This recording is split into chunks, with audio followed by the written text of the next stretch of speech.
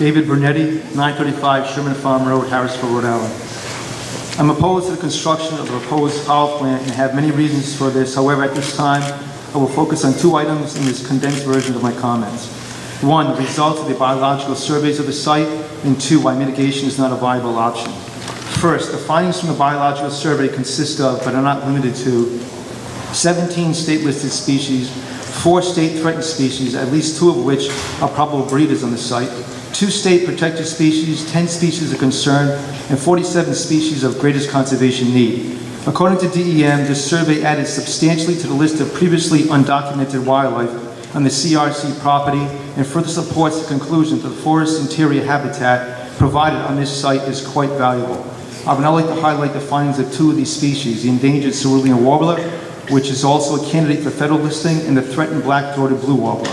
In regard to the incredible finding of the cerulean warbler, a species which has experienced a rapid annual decline of 3% in the Northeast, and for which breeding success has been shown to fall by 50% in forests of less than 1,750 acres in extent. Not only was there a detection of the species at the site as part of the survey, but there were 8 sightings of the species in a nearby site by 5 people last year between May and July, so during the breeding season for this species. In fact, not only was the cerulean warbler observed, but it was photographed and its song was recorded on 2 consecutive outings during that period by Dylan Pedro, a recognized expert in bird song recording, who is also currently working as a technical specialist on the latest edition of the Rhode Island Bird Atlas. Notably, this documentation of the cerulean warbler on 2 different dates in 2016 was the first confirmed sighting of this endangered species in Rhode Island in 10 years. In regard to the black-throated blue warbler, during this survey, the species was detected a total of 64 times. The fact that this species was also detected in the previous survey in May of last year indicates that it is an established species in this area.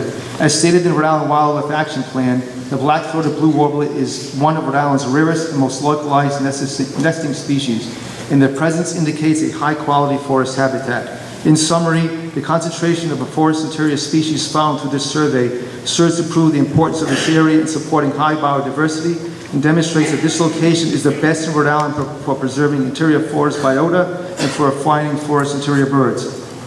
Based on this updated inventory, we can now say that this is the most significant tract of forested habitat in the state.